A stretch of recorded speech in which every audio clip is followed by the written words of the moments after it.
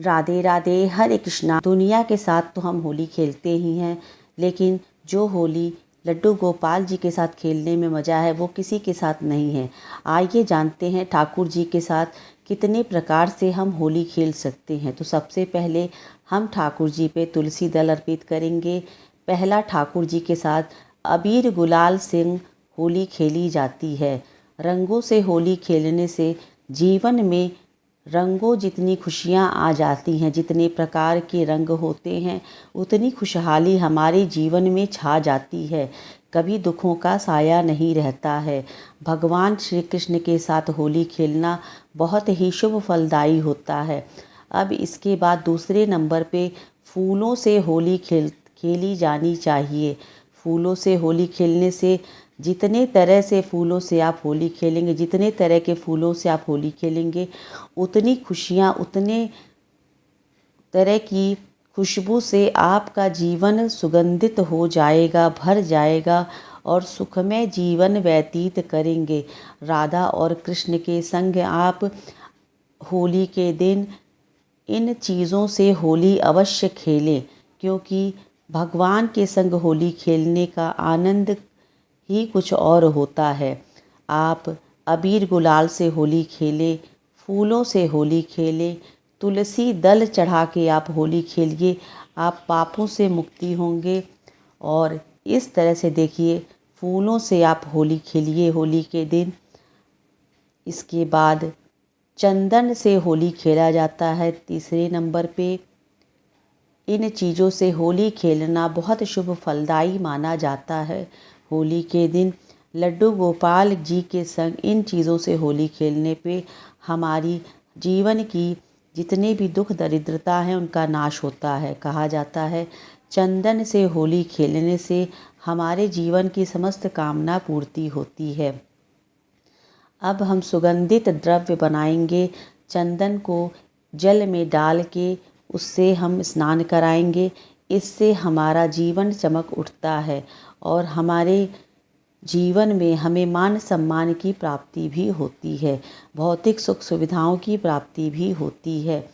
आप पहले अबीर से होली खेल लिए। देखिए, सुगंधित द्रव्य बनाएंगे, चंदन, पानी, इत्र मिला के इत्र से होली खेलें।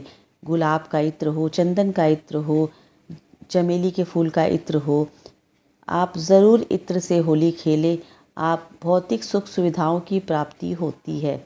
इस लोक में भी भौतिक सुख सुविधाएं प्राप्त होगी और अंत में आपको बैकुंठ का वास भी होता है।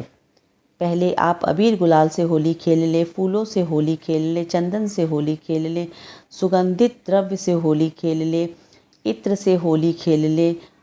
आखिरी में गुलाब जल से अवश्य होली खेलें, यानी गुलाब के फूलों से बने हुए जल से होली खेलना बहुत ही शुभ फलदायी माना जाता है। जैसे गुलाब का फूल महकता है वैसे ही जीवन महक उठता है।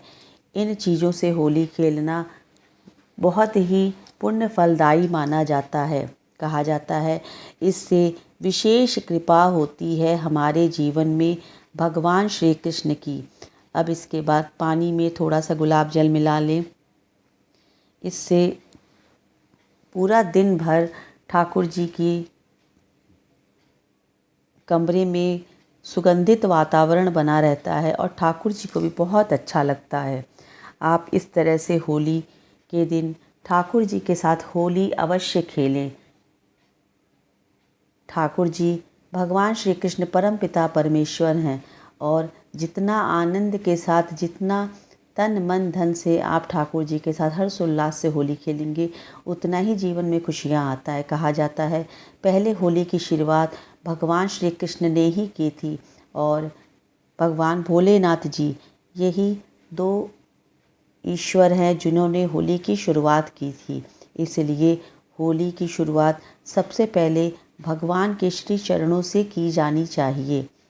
सबसे पहले होली की शुरुआत करने से पहले गणेश जी का ध्यान कर लें और गणेश जी के चरणों में अबीर गुलाल ज़रूर समर्पित करना चाहिए। इसके बाद ही आप ठाकुर जी के चरणों में अबीर गुलाल चढ़ाएं।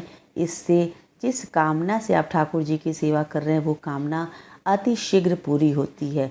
जितने रंग के अबीर होते हैं उन रंगों के अबीर को आप ठाकुर जी पे अर्पण करें। केमिकल वाला अबीर चढ़ाने से बचें।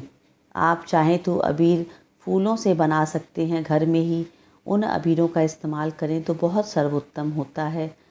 फूलों को सुखाकर आप ग्राइंडर में मिक्सर में पीस सकते हैं और इसके बाद देखिए अच्छे से स्वच्छ जल से हम स्नान करा लेंगे। होली के समय, होली के दिन ठंड का एहसास बिल्कुल ही नहीं रहता है, इसलिए हो सके तो शीतल जल से अच्छे से स्नान कराएं, साफ़ तौलिए से पोंछ लें। इसके बाद इत्र से मालिश अवश्य करें, क्योंकि होली खेलने के बाद शरीर में थकान हो जाता है। और इसके बाद आज के दिन सफ़ेद रंग की नई पोशाक ठाकुर जी को धारण कराएं। अगर आपके पास नई पोशाक नहीं है तो साफ धुले स्वच्छ वस्त्र आप ठाकुर जी को धारण कराएं और सुंदर से सुंदर श्रृंगार करें। देखिए मेरे ठाकुर जी कितने सुंदर लग रहे हैं, कितने प्यारे लग रहे हैं। बहुत ही सुंदर श्रृंगार मेरे ठाकुर जी का हो गया है। अब इत्र सेवा करेंगे ठाकुर जी की, चंदन सेवा करेंगे। इत्र सेवा करने से आपको तो पता ही है इस जीवन की भौतिक सुख सुविधाएं प्राप्त होती हैं। चंदन सेवा करने से जीवन में मान सम्मान की प्राप्ति होती है। पुष्प सेवा करेंगे ठाकुर जी को। पुष्प सेवा करने से जैसे पुष्पों में सुगंध है वैसे ही आपके जीवन में खुशहाली और सुगंध भर जाता है, यानी खुशियाँ भर जाती हैं। इसीलिए और ठाकुर जी को, भगवान श्री कृष्ण जी को, कान्हा जी को ये सारी सेवाएं प्रतिदिन और नित्य करनी चाहिए। उन्हें बहुत अच्छा लगता है ये सब सेवाएं। वृंदावन में ये सारी सेवाएं नित्य की जाती है। बिहारी जी को, उन्हें ये सब सेवाएं बहुत अच्छी लगती है। अब इसके बाद भोग सेवा करेंगे। आज के दिन पहले तो दूध पिला लेंगे क्योंकि लड्डू गोपाल जी बाल स्वरूप हैं। इसके बाद अच्छे अच्छे पकवान बना के, आज होली का उत्सव है तो ठाकुर जी को भोग लगाएंगे। खीर का भोग लगाइए, मालपुए का भोग लगाइए, माखन मिश्री का भोग लगाइए, गुजिया का भोग लगाइए जो कि बहुत ही सर्वोत्तम आज के दिन माना जाता है। रंग बिरंगी मिठाइयों का भोग लगाइए, नमकीन का भोग लगाइए, 56 भोग का भोग लगाइए, ऋतु फल का भोग लगाइए, शुद्ध जल पिलाइए। सारा जो भी भोग आप लगाते हैं उसमें तुलसी दल डालना ना भूलिएगा। तुलसी दल अवश्य मिलाइएगा, तभी जाके ठाकुर जी आपका भोग स्वीकार करेंगे। क्योंकि कितने भी तरह के आप भोग अर्पण क्यों न कर दे, 56 भोग आप चढ़ा दें, बिना तुलसी दल के एक भी भोग ठाकुर जी ग्रहण नहीं करेंगे। अब आप सात्विक भोग ठाकुर जी को ग्रहण करें, सात्विक भोग ठाकुर जी को ग्रहण कराएं और निवेदन कर ले, हे ठाकुर जी तन मन धन सब कुछ तेरा, तेरा तुझको अर्पण क्या लागे मेरा। आपका दिया आपको अर्पण, हे ठाकुर जी भोग ग्रहण कीजिए। इसके बाद आज होली का उत्सव है। रंग बिरंगे अबीर गुलाल ठाकुर जी को चढ़ाना ना भूलिएगा और अबीर गुलाल ठाकुर जी के गालों पे लगाना ना भूलिएगा और ठाकुर जी के हाथों से अपने गालों पे अबीर गुलाल लगवाएं। बहुत शुभ फल की प्राप्ति भी होती है। इस तरह से आप होली के दिन ठाकुर जी की सेवा करें, लड्डू गोपाल जी की सेवा करें। जीवन धन्य हो जाता है, आनंदमय हो जाता है, किसी चीज़ की कमी नहीं रहती है। दोस्तों मेरे कहने का ये मतलब नहीं है कि एक बैग छप्पर फाड़ के आपके जीवन में धन दौलत की बरसात होने लगेगी।